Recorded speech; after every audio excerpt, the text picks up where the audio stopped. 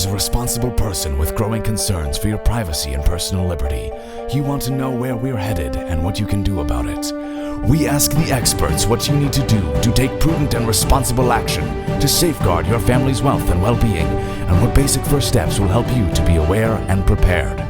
ReluctantPreppers.com.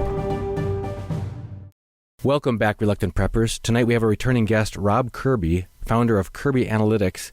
He's here with us to talk about what is really going on in the world economy, in the negative interest rate, or is it rate hikes from the Fed, and what is that showing up in action in the markets, and how is it affecting the precious metals? Thank you for joining us here again on Reluctant Preppers, Rob.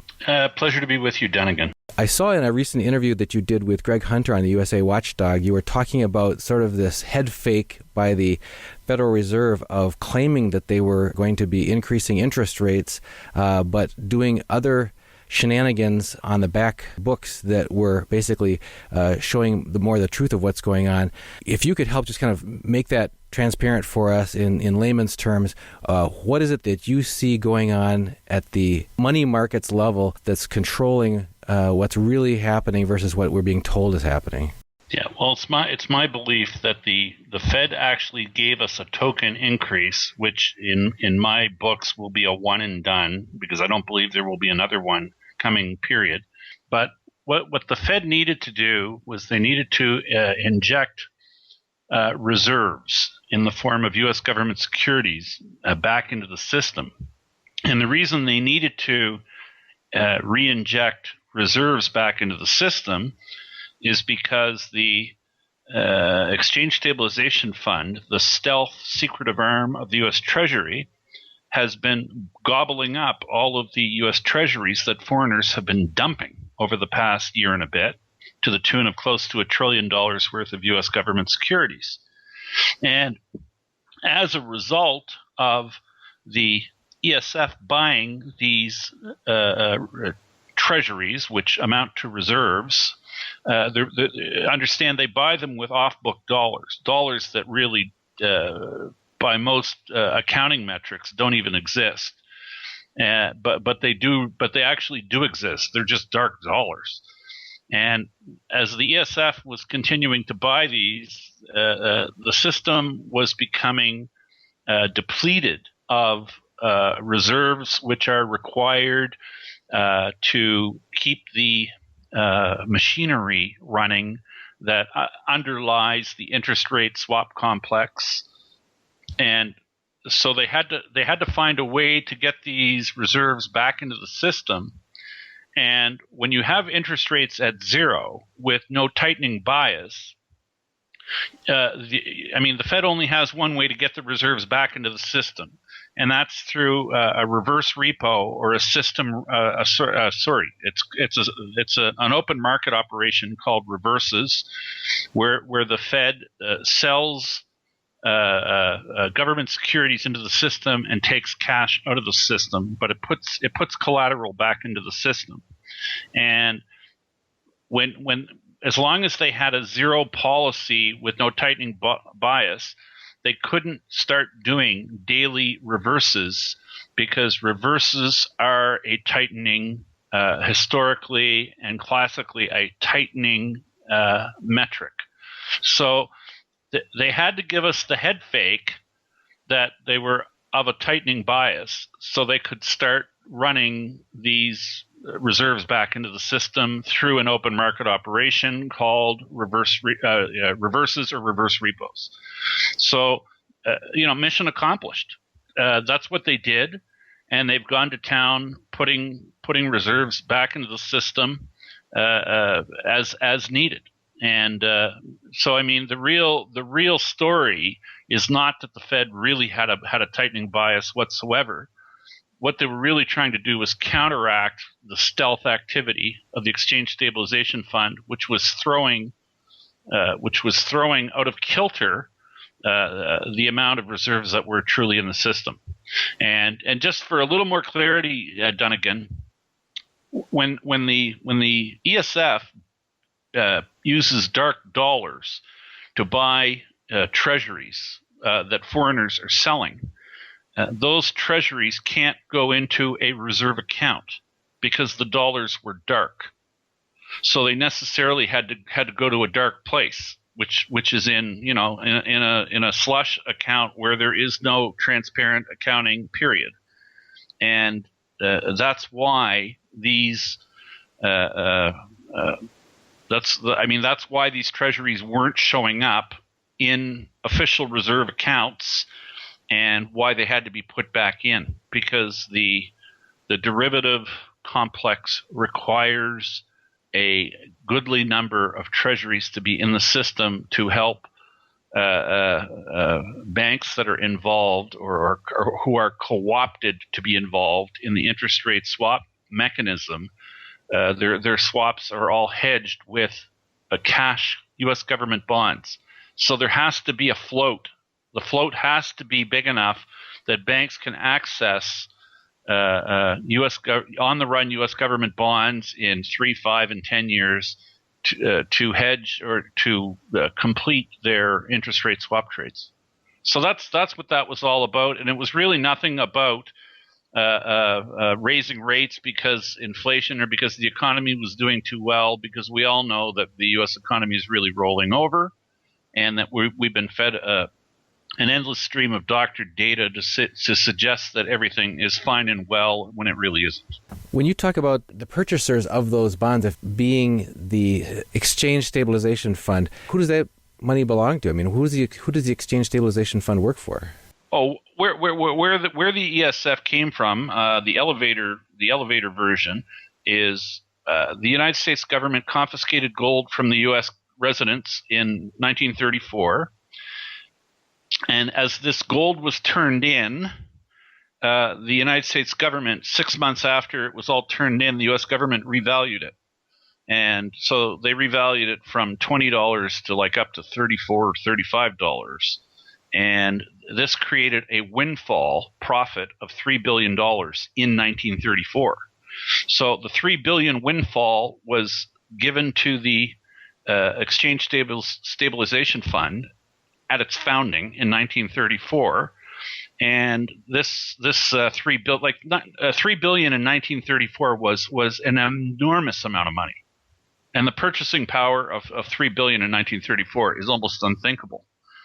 And anyway, this act made the Exchange Stabilization Fund literally one of the most powerful financial entities on the planet in 1934, and ever since then, the ESF has a mission statement to protect the integrity and to perpetuate the use of the U.S. dollar as a settlement currency in world trade.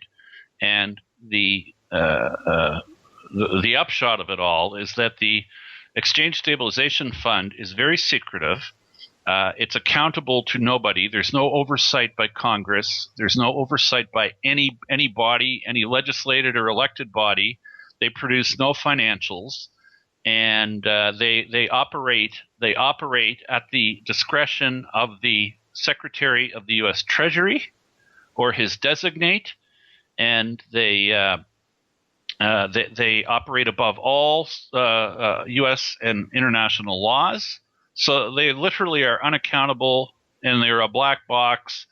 And I mean, think about an institution funded with $3 billion in 1934 that's engaged in everything from arms trafficking, drug trade, human bondage, regime change, because this is on the books as to what these guys do.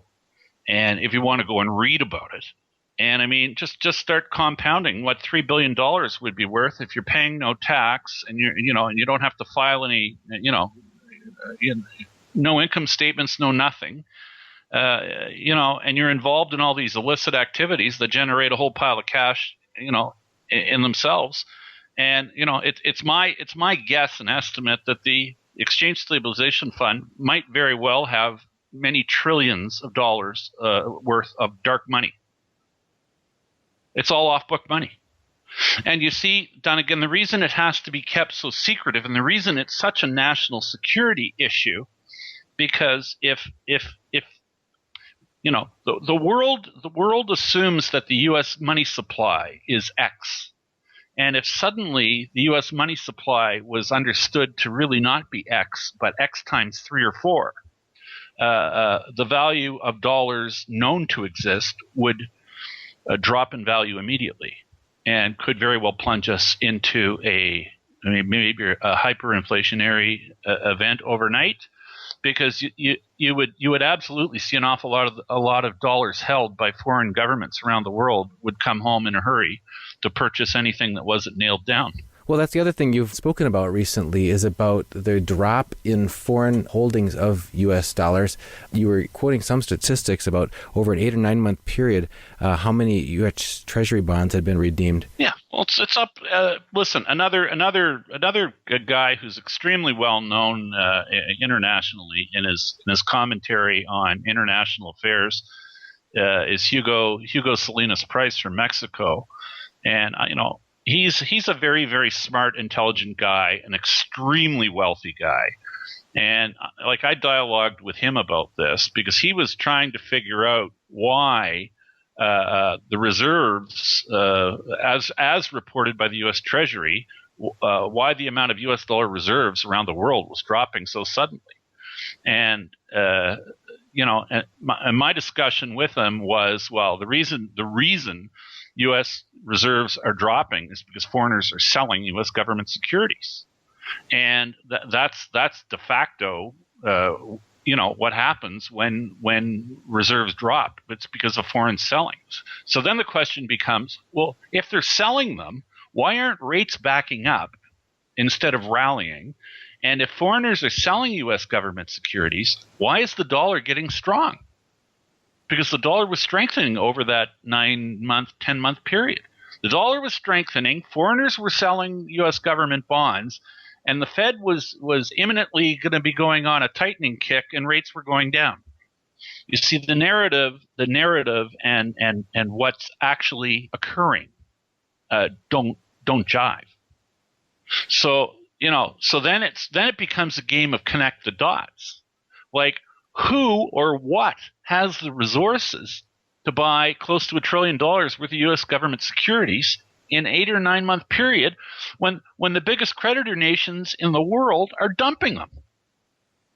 So it's sort of like done again. If I ask you a question, I want you to think of something and tell me something that weighs like thousands of pounds, has a trunk and big floppy ears and a tail.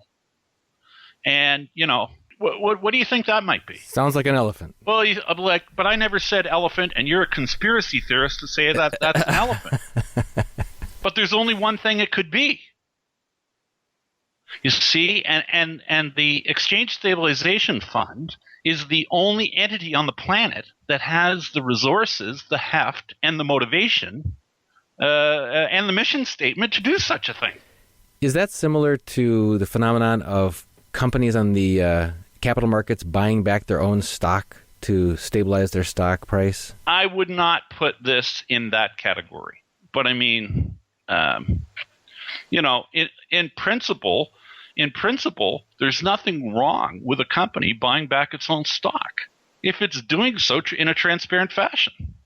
Like, if a company is legitimately borrowing money and issuing bonds to raise cash so they can buy their stock in the open market, like, there's nothing wrong with that. But you see, what becomes such a travesty is first and foremost the notion that this black box slush fund exists in the first place, and that it has the resources that it has, and that it's a big secret. Because this entity is active in all of our capital markets. This entity is active in the bond market. It's active in the precious metals market. It's active in the foreign exchange markets. So, they're basically picking winners. And they're doing so by stealth. And it's like, and basically, like, people might rightfully ask, like, who in the hell is making these decisions? Who's making these macro decisions? Who decide which currencies get sacked and which get supported? And who decides, which banks get bailed out and which ones are allowed to fail, and which companies are allowed to fail, and which ones get bailed out and supported. So, it's and of course it makes sense that it would be such a deep and dark national secret, and anybody who talks about the Exchange Stabilization Fund very quickly becomes about as popular as Edward Snowden. Like, this is something that you're just listen. No Wall Street analyst or economist would dare utter the words Exchange Stabilization Fund, because they know they'd be sacked immediately. Well, we're glad we have you here instead. Well, there you go. And still on the macro level, then, people have not missed the fact that the Dow Jones Industrial Average has broken through its support levels recently. And at times, the Dow is held up as the poster child of economic health, even when the broader market is staggering well behind. But when we have the Dow itself breaking through its support levels and also seeing a turnaround in gold, are you seeing from your research that this is a sign of an actual turning point for us, or is this just one among many little bumps in the road, and it might be a long time till something dramatic happens here? Well, I'm going to answer that sort of question in this way. The rest of the world is not sitting ignorant of what the US Treasury is actually up to in the capital markets. They've become very aware of what's going on, and I would offer to you that foreign governments that have the means and the ability are as a result of this market rigging and this shenanigans that are going on the part of the U.S. monetary elites, they are doing what they know is the most intelligent thing they could possibly do, which is to buy physical precious metal. And that's what they're doing. And they're buying it. They're buying all they can get their hands on. And it's not going to stop, and it's going to intensify. And there will only be more buyers next year than there were this year. And at some point, Dunnigan, and I do now believe sometime in the very near future, Western central banks will run out of physical precious metal that they can feed into the market to justify and perpetuate their phony paper prices that they're generating on exchanges like the COMEX and the LBMA.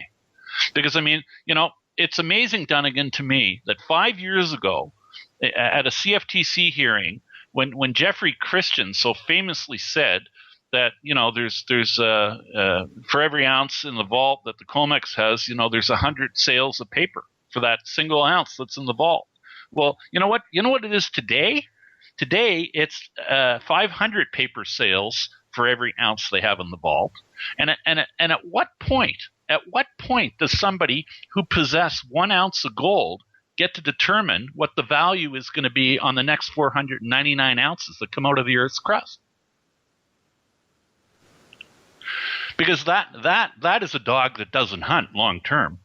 And the notion that this is occurring is preposterous. But you see, people, not everybody around the world is ignorant of what's going on, and there are people with very, very, very deep pockets and very, very large amounts of wealth and resources that realize that this is a Ponzi game and it's a fraud, and of course it will end. And I mean, listen, we see it. We see it in so many different ways. It's just getting too much in your face. It's amazing, Dunnigan, that 880 million ounces of silver get mined out of the Earth's crust every year, ballpark.